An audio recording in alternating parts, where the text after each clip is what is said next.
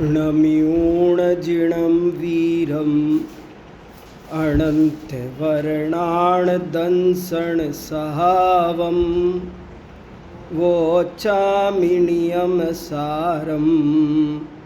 केवलीसुधकेवलीभणिदम्।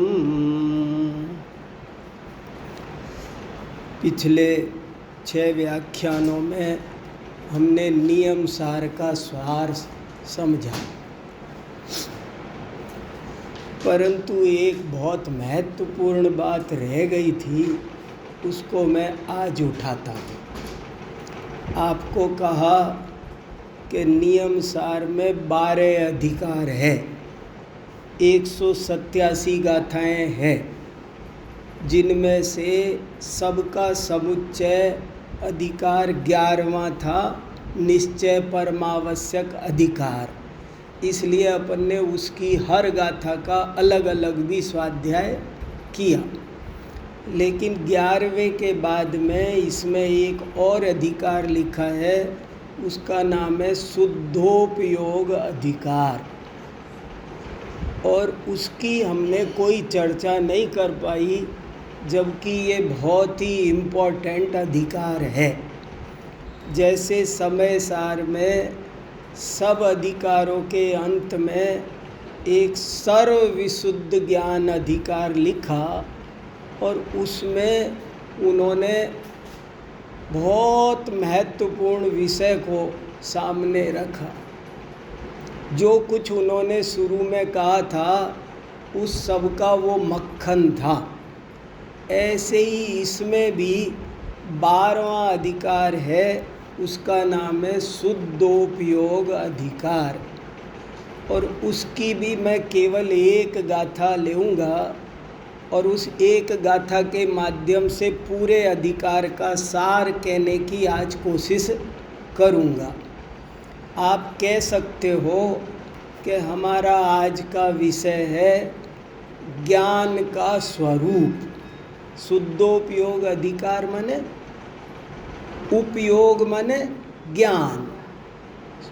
वो कहना चाहते हैं शुद्धोपयोग अधिकार का मतलब है कि ज्ञान सदा शुद्ध ही है।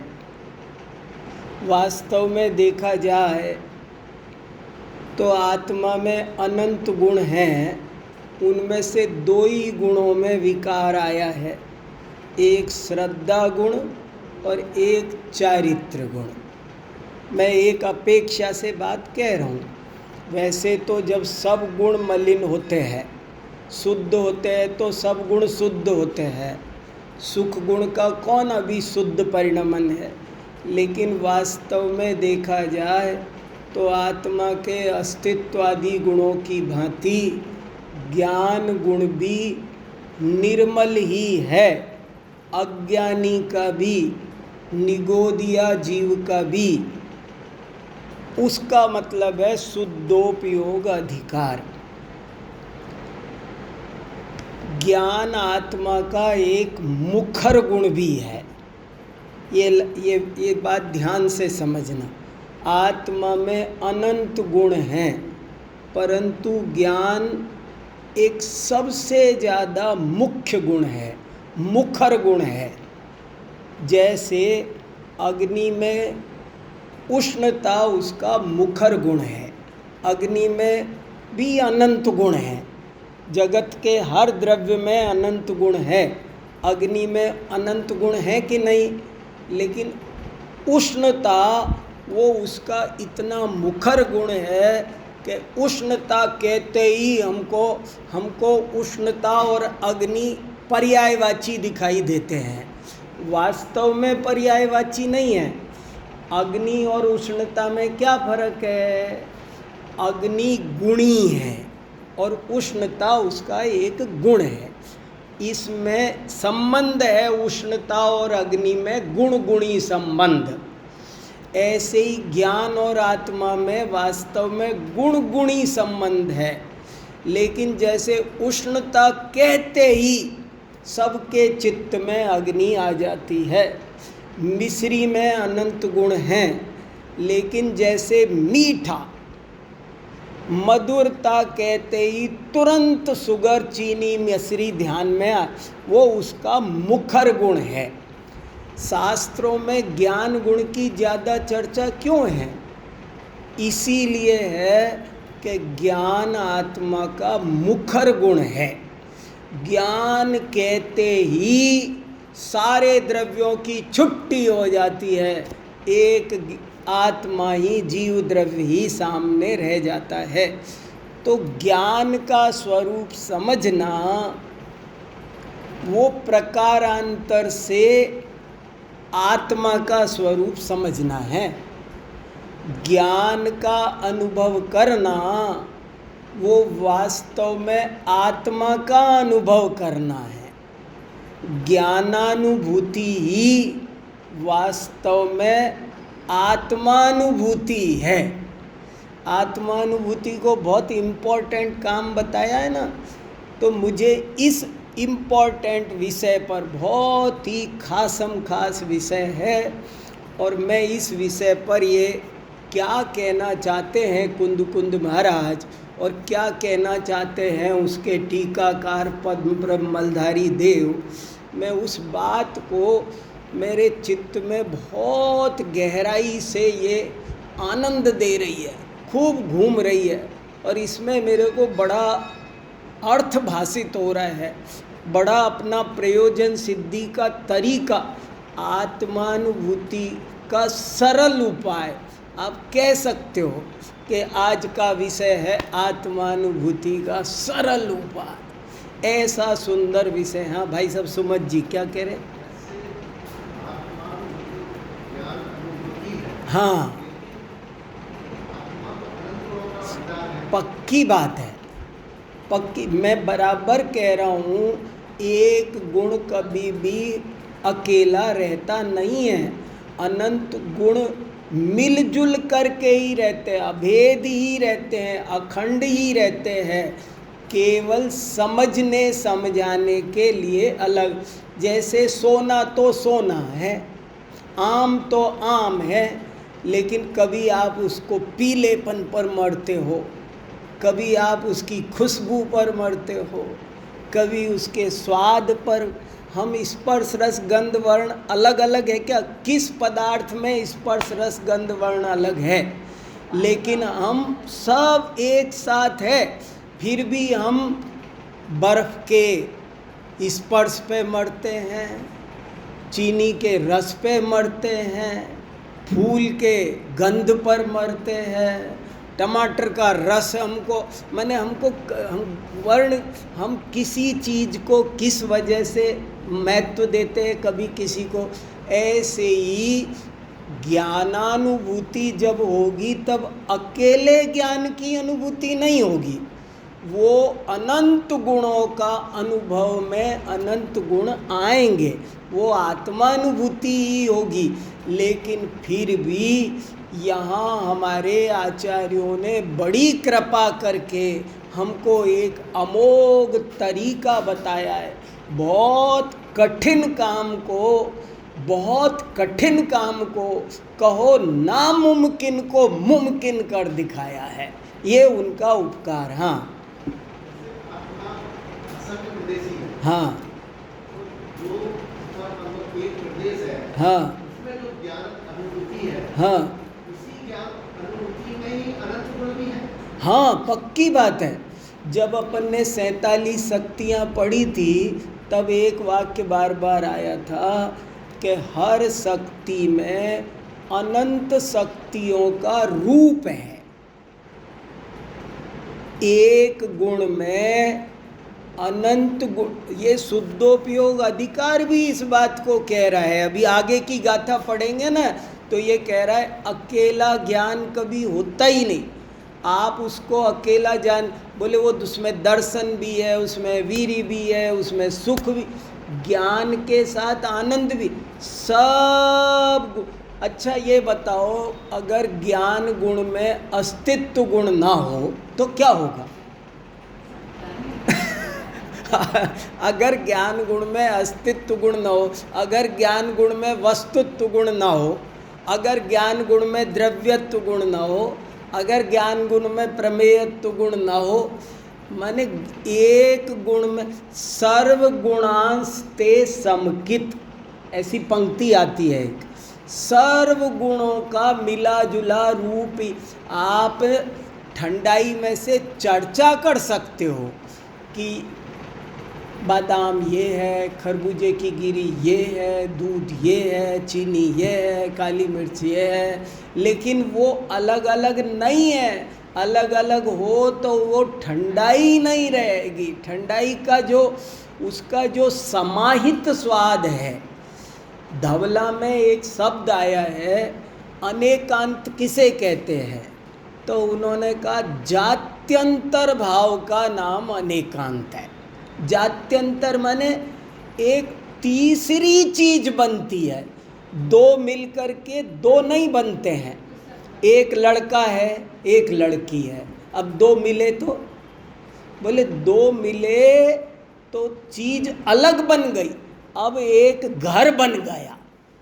अब लड़का लड़की नहीं बचे, लड़का लड़की का कॉम्बिनेशन नहीं है ये अब घर बना है। ये गृहस्थ बने हैं, और ये मामूली बात नहीं है। इस पर 36 श्रावकाचार अब लिखे गए हैं इन पर। अभी जब ये घंटे भर पहले अलग अलग थे तब वो बात नहीं थी, और दो मिलकर ये दो नहीं बने हैं, घर बना है। ऐसे वास्तव में अनंत गुण मिलकर ही अनुभव में आते हैं, ये बात सत्य है। लेकिन फिर भी यहाँ देखो क्या इम्पोर्टेंट बात रह ना जाए, मैं पहले गाथा पढ़ता हूँ और फिर उसकी थोड़ी चर्चा करनी बहुत ज़रूरी है। गाथा नंबर 159 आप भर सुन लो। एक गाथा अलग से उसमें लिखी नहीं होगी आपको, पर सुनो ध्यान से, मैं 2 दफ़े सुनाता हूँ। जाणदि पश्यदि सव्वं व्यवहारणयेण केवली भगवं केवलनाणी जाणदि पश्यदि नियमेण अपाणम। ये बहुत पॉपुलर गाथा है, कई शास्त्रों में उद्धृत मिलती है, बहुत चर्चा में आती है। और इसमें ये लिखा है, केवल ज्ञानी भगवान व्यवहार नय से लोकालोक को जानते हैं। निश्चय से देखा जाए तो वे केवल अपनी आत्मा को जानते हैं। इतनी सी बात पर आज चर्चा करनी है, आधा घंटा मेरे को आपके साथ। क्या कह रहे हैं? जाणदि पश्यदि सव्वं व्यवहारणयेण केवली भगवं केवलनाणी जाणदि पश्यदि नियमेण अपाणम। केवली भगवान व्यवहार नय से सब पर पदार्थों को जानते हैं, पर निश्चय से देखा जाए तो वे पर पदार्थों को नहीं जानते हैं, लोकालोक को नहीं जानते हैं, वे तो केवल अपनी आत्मा को जानते हैं। आप कह सकते हो कि आज का विषय है ज्ञान, गजब की बात है। अभी आप कह सकते हो आज का विषय है ज्ञान मीमांसा। मैं आपको क्या बताऊं, फिलॉसफी में एक बहुत लंबा चौड़ा टॉपिक है ज्ञान मीमांसा, और बड़ी बड़ी किताबें धुरंधरों ने लिखी है, और इस पर बड़ी लंबी चौड़ी बहस हुई है, और कितने ही दार्शनिक इस नतीजे पर पहुँचे हैं कि इस विश्व में एक ज्ञान की ही सत्ता है और कोई सत्ता ही नहीं है। आपको वो वेदांती कहते हैं, ये जो आप दिख रहे हो साधना जी वगैरह, वो है नहीं यहाँ, वो तो ज्ञान ही ज्ञान है। वो ज्ञानाद्वैतवादी बन गए, विज्ञानाद्वैतवादी बन गए, पर यहाँ कुछ और मर्म भरा है। मैं वो मर्म खोलने की कोशिश कर रहा हूँ, जैसे मेरे समझ में आया। आप उसमें कुछ भी जोड़ना बाद में। ये क्या कह रहे हैं कि केवल ज्ञानी व्यवहार से लोकालोक को जानते हैं, निश्चय से नहीं जानते। निश्चय से तो अपनी आत्मा को जानते हैं। आज तक अपन ने व्यवहार ने का मतलब क्या समझा है कि व्यवहार माने झूठा, व्यवहार माने असत्यार्थ। वह हमने क्या समझा, जिनवाणी ने समझा रखा है हमको, व्यवहारो भूदत्थो, के व्यवहार ने अभूतार्थ है, असत्यार्थ है। तो इसका क्या मीनिंग निकला कि केवल ज्ञानी लोकालोक को व्यवहार से जानते हैं। इसका मीनिंग क्या निकला? जैसे ये कुर्ता व्यवहार से मेरा है, इसका क्या मतलब है कि वास्तव में मेरा नहीं है। सीधी सी बात हो, ये घड़ा घी का है व्यवहार से, व्यवहार से माने ये घड़ा घी का नहीं है। ऐसे ही बड़े बड़े विद्वान इस गाथा का ये अर्थ कर रहे हैं, एक तो कि केवल ज्ञानी अरिहंत वो लोकालोक को जानते ही नहीं है। सर्वज्ञता नाम की कोई चीज़ होती ही नहीं है। अभी बहुत बड़ा सेमिनार हुआ था ICPR से सर्वज्ञता पर, और उसमें बड़े बड़े 3 धुरंधर विद्वानों ने इस बात को बोला कि सर्वज्ञता नाम की कोई चीज़ है ही नहीं, हो ही नहीं सकती है। भला अनादि अनंत सर्वद्रव्य अनंत गुण पर्यायों को भला कोई जान भी सकता है?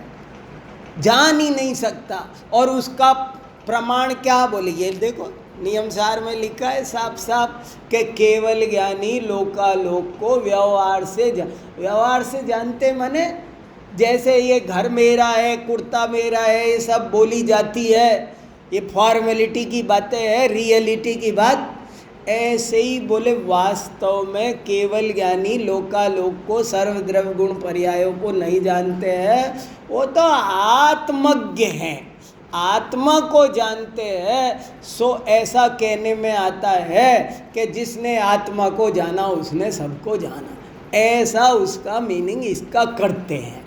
लेकिन मैं ये जोड़ देकर कहना चाहता हूँ कि ये बात ऐसी नहीं है। इसमें यहीं आगे पढ़ोगे लोग अधूरा पढ़ते हैं। 160, 61, 62 ये गाथाएँ पढ़ो, और फिर अभी अगली एक गाथा ऐसी आएगी कि यदि कोई ऐसा कहे कि केवल ज्ञानी लोकालोक को ही जानते हैं, आत्मा को नहीं जानते, तो ये भी कथन सही है। और ये अगली गाथा, और ये भी लिखा, कोई कहे केवल ज्ञानी आत्मा को ही जानते हैं, लोकालोक को नहीं जानते हैं, तो भी सच्चा। और बहुत अच्छी एक लाइन लिखी है, देखो इसमें क्या, देखो अगली गाथा में जहाँ ये बात आई है वहाँ ये बोला, उससे प्रश्न पूछा कि आप ऐसा कैसे कह रहे हो? तो उन्होंने देखो एक बहुत अच्छा वाक्य लिखा। आप अभी ये कहा था, अभी ये कह, तो उन्होंने कहा अविरुद्धा स्याद्वाद विद्या देवता समभ्यर्थनीया सद्भिरनवरतम। विद्वानों को हमेशा स्याद्वाद विद्या देवता को भूलना नहीं चाहिए। ज्ञान स्वपर प्रकाशक है, ये पक्की बात है। अगर ज्ञान को स्वपर प्रकाशक नहीं मानेंगे तो अनेक सिद्धांतों का उल्लंघन हो जाएगा, सारी व्यवस्था चरमरा जाएगी। जैन दर्शन की स्पेशलिटी है। कितने ही दर्शन कहते हैं कि ज्ञान केवल स्वयं को जानता है, कितने ही कहते हैं ज्ञान केवल पर को जानता है। लेकिन जैन दर्शन इसी बात में तो विशेष है कि वो कहता है कि ज्ञान स्वयं और पर दोनों को जानता है सदा काल। अज्ञानी का ज्ञान भी, समय सार 17वीं गाथा में लिखा, आबाल गोपाल सबको आत्मा का अनुभव हो रहा है। तो ज्ञान पर को नहीं जानता है, ये मीनिंग नहीं लगाना इसका। तो क्या लगाना? साफ साफ तो लिखा है बोले इसलिए लिखा है। अब ये समझना कि क्यों लिखा है। केवली पर को नहीं जानते, ज्ञान पर को नहीं जानता, इसका क्या मतलब है कि केवल ज्ञानी पर में तन्मय नहीं होते। अज्ञानी हम और आप मिथ्या दृष्टि पर को जानता है तो उसके साथ तन्मय हो जाता है। तन्मय होना माने तन्मय होने का मीनिंग भी समझना है। वास्तव में अज्ञानी का ज्ञान भी तन्मय नहीं होता है। मैंने वो चश्मा देखा तो मैं तन्मय हो गया। तन्मय हो गया माने तन्मय हो गया माने ज्ञान तो मेरा भी तन्मय नहीं हुआ। अज्ञानी का ज्ञान भी ज्ञेयों के साथ मिलता नहीं है, ज्ञेयों के कारण नहीं होता है, लेकिन ज्ञेय के साथ में प्रभावित होकर के उसमें उलझ जाता है, राग द्वेष करने लग जाता है, खो जाता है। वहीं पर बाजार में गया, कोई कपड़ा देखा, कोई पर्दा देखा, कोई सामान देखा, खरीदना है ले ले, अच्छी है बुरी, तुरंत उनमें इष्टानिष्ट की बुद्धि करने का नाम है तन्मय होना। इच्छा पूर्वक जानना, उनसे प्रभावित होना, राग द्वेष में लगना, इसका नाम है तन्मय होना। केवल ज्ञानी ऐसा नहीं होते हैं। ये बताने के लिए कहा कि केवल ज्ञानी व्यवहार से जानते हैं। मुझे तो दौलत राम जी का एक दोहा बहुत बढ़िया लगता है। उन्होंने कमाल कर दिया, पूरा शुद्धोपयोग अधिकार एक दोहे में समेट लिया। कैसे कैसे पंडित हुए हैं, विद्वान हुए हैं धुरंधर हमारे यहाँ। उन्होंने लिखा सकल गेय ज्ञायक तदपि, सकल गेय ज्ञायक तदपि निजानंद रसलीन।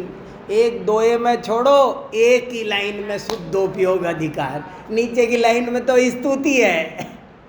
सकल गेय ज्ञायक तदप निजानंद रसलीन, सो जिनेन्द्र जयवंत नित अरिरज रस विहीन। देखो, ज्ञान पर को नहीं जानता है, इसका मीनिंग क्या, क्यों कह रहे हैं आचार्य ऐसा। अब नया पॉइंट बोल रहा हूँ। इसलिए कह रहे हैं कि ज्ञान का स्वभाव है स्वपर प्रकाशक। वो पर को किसी अपेक्षा से कोई ड्यूटी बांधकर, बोझा लेकर पर को प्रकाशित करने जाता नहीं है। ज्ञान ज्योति है, वो उसकी स्वपर ज्ञात्रता ही उसका स्वरूप ही है। और उस जैसे देखो, उदाहरण के तौर पर सूरज निकला और निकला, घूमा, अस्त हो गया, तो उसने सुबह से शाम तक क्या किया? दुनिया प्रकाशित की। सूरज से पूछो क्या आपने दुनिया, आज आपने दुनिया, आप थैंक यू, आपको पद्मश्री अवार्ड मिलना चाहिए। वो कहेगा कब, किसको, क्या? मुझे कुछ नहीं पता, मैंने कुछ नहीं किया, मैंने मेरा काम किया। और मेरे ज्ञान में बाई प्रोडक्ट रूप में वो मैं तो मेरा काम कर रहा हूँ, लोकालोक पर कोई उपकार नहीं कर रहा हूँ, वो अपने आप उसमें प्रकाशित हो जाता है। ये मेरा स्वभाव है। ऐसे ही केवल ज्ञानी का जो ज्ञान है वो पर से अत्यंत निरपेक्ष है। उसके ऊपर पर को जानने का तिल तुस मात्र भी बोझा नहीं है, भाव नहीं है, जरा भी नहीं है। वो तो अंतर्मुख, इसमें देखो बहुत अच्छे अच्छे शब्द आए हैं, बड़े अच्छे अच्छे। ज्ञान तो सर्वथा अंतर्मुख है और परम निरपेक्ष है। देखो, दो शब्द तो बहुत गजब के ही आए हैं। केवल, देखो कितना अच्छा लिखा, केवल ज्ञान एक ऐसा तृतीय लोचन है। तृतीय लोचन समझे? ये शिव जी के तीसरी आंख खुल गई, इसका मीनिंग समझे? शिव जी माने आदिनाथ भगवान। और जब उनको केवल ज्ञान हुआ तो दुनिया ने कहा शिव जी के तीसरी आंख खुल गई। देखिए यहाँ लिखा है केवल ज्ञान एक ऐसा तृतीय नेत्र है जो अंतर्मुख है और पर से अत्यंत निरपेक्ष है। गजब हो गया। नहीं, वो जैसे सूरज अपना काम कर रहा है। अच्छा, जैसे समझो दर्पण है, मान लो यहाँ दर्पण है, ये दीवार की जगह दर्पण हो, तो दर्पण में सामने वाले झलकेंगे। अब दर्पण से कहो थैंक यू, आपने हमको झलकाया, दर्पण क्या बोलेगा? क्या बोलेगा? नहीं, मैं क्या कर रहा हूँ तुम्हारे लिए? मैं तुम्हारे लिए कुछ भी नहीं कर रहा हूँ, कुछ भी। मेरा नेचर ही ऐसा है। हर वस्तु का स्वभाव है। अगर यहाँ लोहे की चादर लगी होती तो नहीं झलकाती, पत्थर लगा होता तो दुनिया में अनेक प्रकार की धातु हैं, लोहा नहीं झलकाता है, पत्थर नहीं झलकाता है, दर्पण झलकाता है। ऐसे ही श्लोक में 6 प्रकार के द्रव्य हैं। पुद्गल नहीं झलकाता है, धर्म द्रव्य नहीं झलकाता है, अधर्म द्रव्य नहीं झलकाता है, जीव द्रव्य वो झलकाता है। अब ये उसका नेचर है तो कोई क्या करे?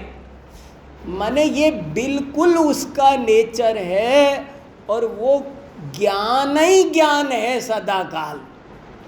गजब है। इसलिए ज्ञान जब आपसे कहते हैं ना पर को जानता है, तो हमारे समझ में बात आती नहीं है, हम पड़ जाते मुसीबत में। हमको एक उसी की महिमा आने लगती है और वो उसकी ड्यूटी लगती है। हम तो केवल ज्ञानी के गीत ही इसलिए गाते हैं कि भगवान आप दुनिया को जानते हो। वो कहते भैया मैं क्या करता हूँ, मैं तो हमें दुनिया जानते हैं इसकी महिमा आती है, लेकिन उनको दुनिया जानने वाला ज्ञान प्रकट हुआ है। ऐसी स्वपर ज्ञात्रिता जिसमें है, ऐसी निर्मल पर्याय प्रकट हुई है।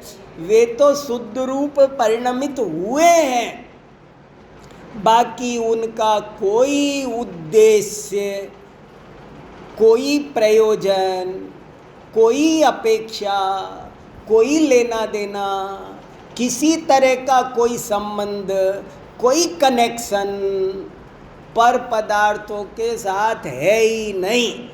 ये समझाने के लिए कहा है कि केवल ज्ञानी पर को व्यवहार से जानते हैं। इसमें एक और बहुत अच्छा शब्द दिया कि क्यों कहा हमने व्यवहार? पराश्रितो व्यवहार। व्यवहार नय की क्या परिभाषा है? पराश्रित, स्वाश्रितो निश्चय। आपने व्यवहार नय की ये परिभाषा तो सुनी कि जो अभूतार्थ हो वो पर है, वो व्यवहार है। लेकिन जो पराश्रित हो, पर से रिलेटेड कोई भी बात करोगे आप, जैसे मैं पति हूँ तो पति हूँ तो कैसे? कोई कहे मैं पति हूँ पर मेरे पत्नी नहीं है, ऐसा हो सकता है? बोले तू पत्नी के बिना पति हो नहीं सकता। मैं बाप हूँ, बेटा नहीं है, ऐसा क्या? मैं टीचर हूँ, स्टूडेंट नहीं है मेरे पास।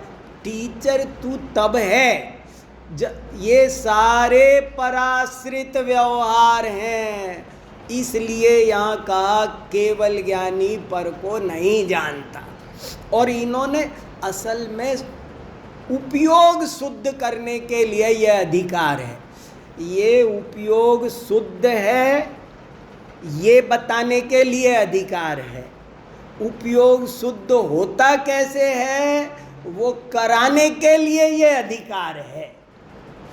इसमें कारण शुद्धोपयोग भी है, इसमें कार्य शुद्धोपयोग भी है। दोनों हैं इसमें। जैसे कारण समय सार, कार्य समय सार दोनों लिए, ऐसे यहाँ दोनों तरह का उपयोग है। कारण शुद्धोपयोग भी और कार्य शुद्धोपयोग। और एक बड़ी अच्छी बात इसी गाथा की टीका में और लिखी। शिष्य ने प्रश्न किया, साहब एक बात है, वैसे तो ज्ञान स्वपर प्रकाशक ही है ना साहब, फिर कह रहा है वो, फिर स्वपर प्रकाशक तो मानना पड़ेगा ना, नहीं तो वो तो सब गड़बड़ हो जाएगी। तो उन्होंने फिर जो गजब का उत्तर दिया वो भी सुनने लायक है। उन्होंने उत्तर दिया, तू स्वपर प्रकाशक पने की चिंता मत कर, तू स्वयं को जान, उसमें भी स्वपर प्रकाशक हो जाएगा। सुनना, उसमें भी स्वपर प्रकाशक हो जाएगा। उसमें भी स्वपर प्रकाशक हो जाएगा का क्या मतलब है कि वहाँ जब ज्ञान स्वयं को जानता है तब भी ज्ञान गुण स्वयं और बाकी के गुण पर। स्वद्रव्य को जानते समय तू पर द्रव्य, मैं इस रूमाल को जानने क्यों जाऊं, इस रूमाल को जानूंगा तभी स्वपर प्रकाशक नहीं होऊंगा।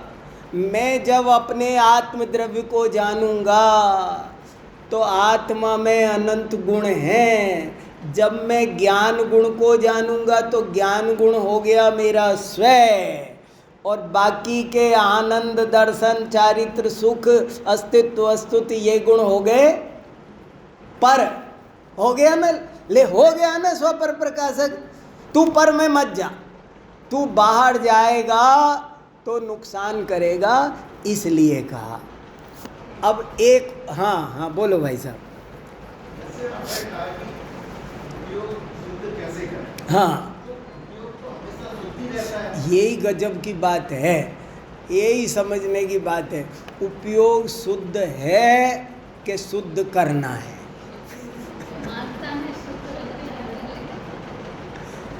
गजब की बात है। हाँ,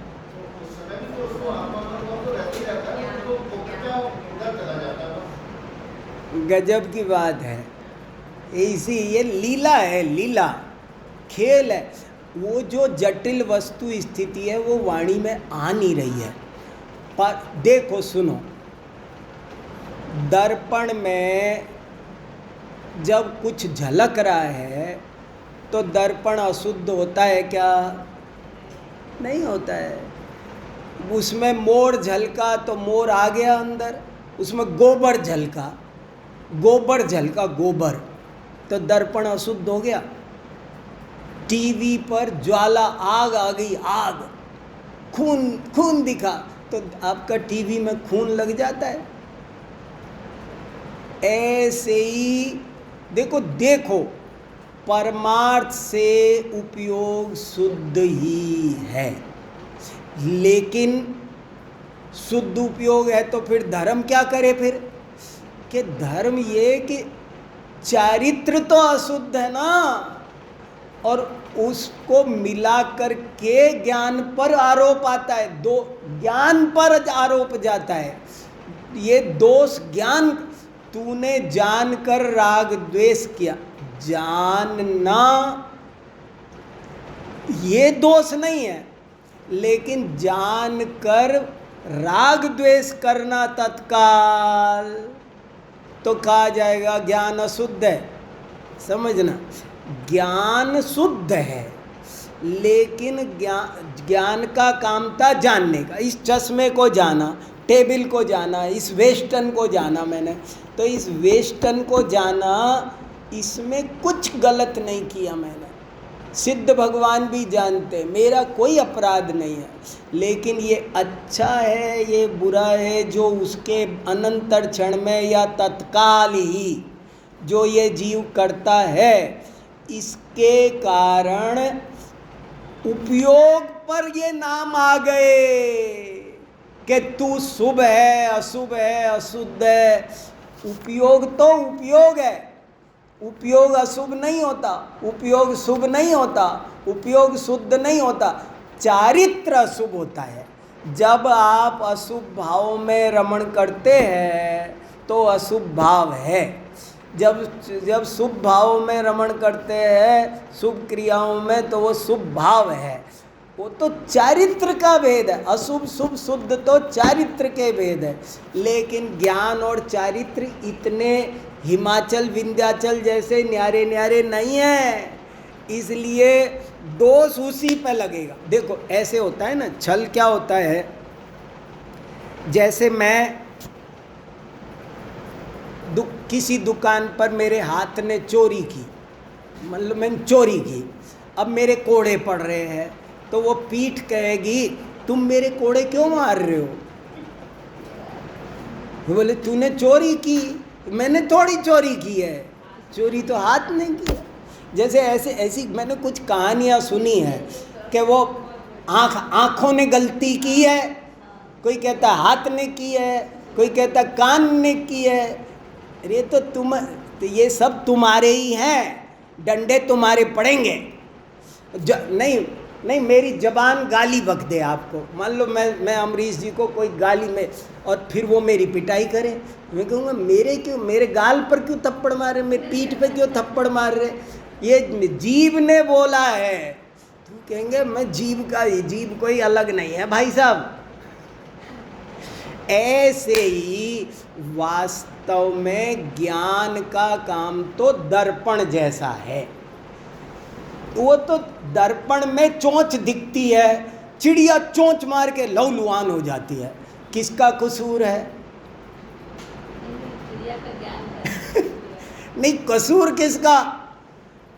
ऐसे ही ज्ञान पर दोषी होने का आरोप आता है, क्योंकि जानकर जो प्रवृत्ति होनी चाहिए थी वो वैसी नहीं होती है, वो गलत होती है, इसलिए गलत होता है।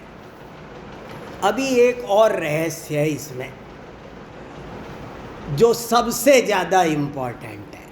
अभी ज्ञान पर को नहीं जानता, इसकी मैंने 3 अपेक्षा आपको बता दी, पर अब चौथी सुनो जो सबसे ज़्यादा काम की है, जो अध्यात्म का रहस्य है।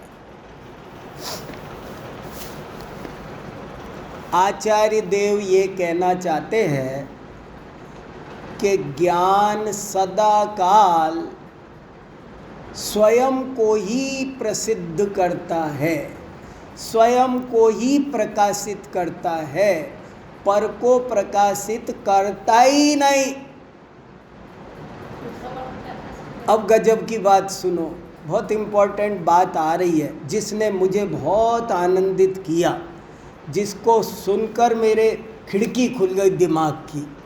ये कह रहे हैं सदा काल जब मैं ये चौकी देख रहा हूँ तो क्या दिख रहा है? जब मैं चौकी को जान रहा हूँ तब क्या जान रहा हूँ? वो कह रहे इस वक्त भी आप चौकी नहीं जान रहे, आप ज्ञान जान रहे। 24 घंटे सोते जागते अनंत पदार्थों को जानते हुए भी ज्ञान ही प्रसिद्ध हो रहा है, ज्ञान ही प्रकाशित हो रहा है, ज्ञेय प्रकाशित नहीं हो रहे हैं। तुम ज्ञेय गौण करो, ज्ञेयों का तिरोभाव करो और ज्ञान का आविर्भाव करो।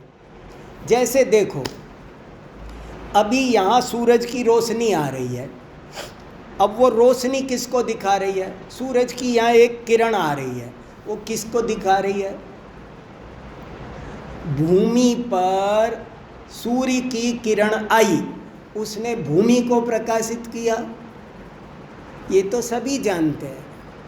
अगर सूरज चौकी पर आया तो उसने चौकी को प्रकाशित किया, ये तो सभी जानते हैं।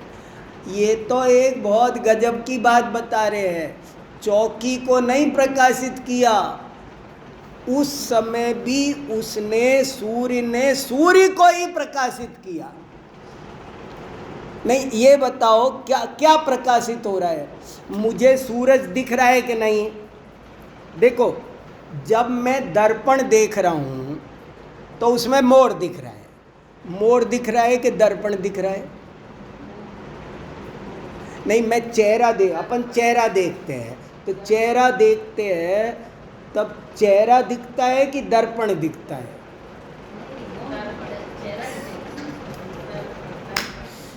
ये गजब की बात है, इसमें सारा रहस्य समाया हुआ है। देखो समाधान क्या, वास्तव में दोनों दिख रहे हैं, चेहरा भी दिख रहा है, दर्पण भी दिख रहा है, और इसी का नाम है फिलॉसफी, आगम के ज्ञान स्वपर प्रकाशक है। लेकिन वो ये कह रहे हैं तुम चेहरा गौण करो।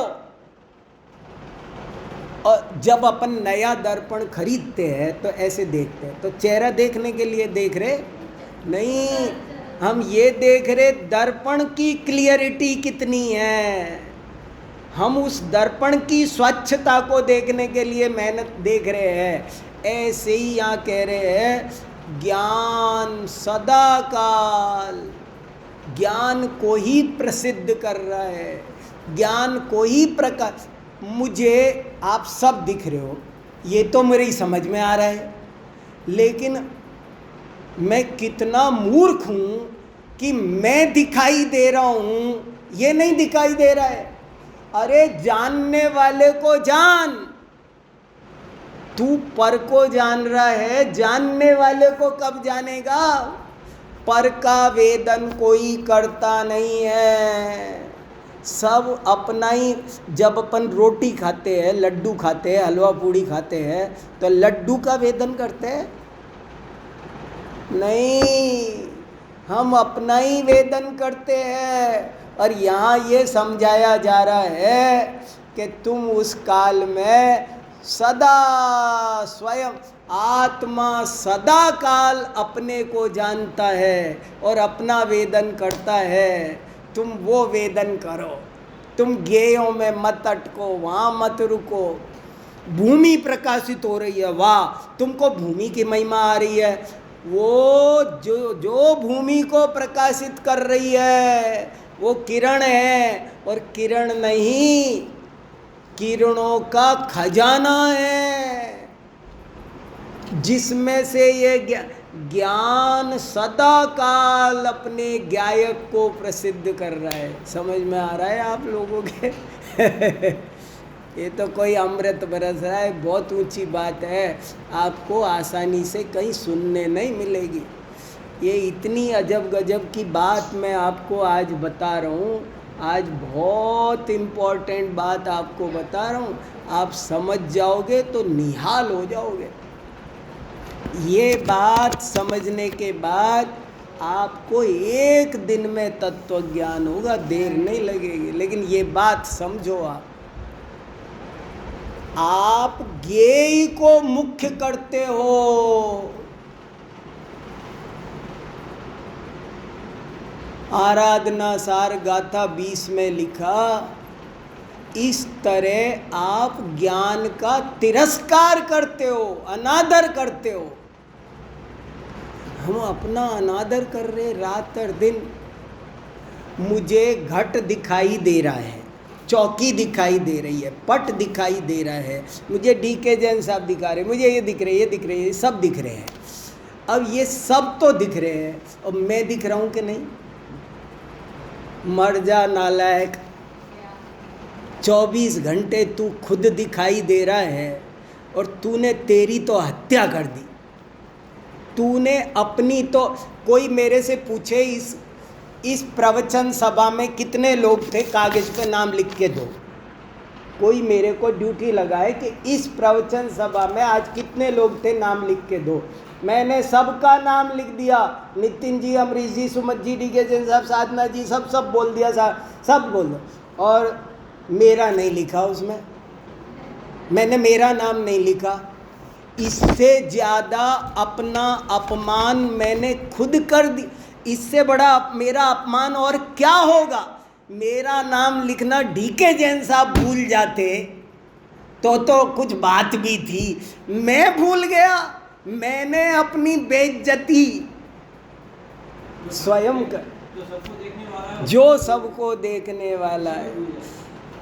हम अज्ञानी सदा काल स्व पर दोनों को प्रकाशित कर रहा है, पर को ही मुख्य कर रहा है, उसी पर ध्यान दे रहा है, उसी में रस ले रहा है, उसी में तन में हो रहा है, उसी की महिमा आ रही है।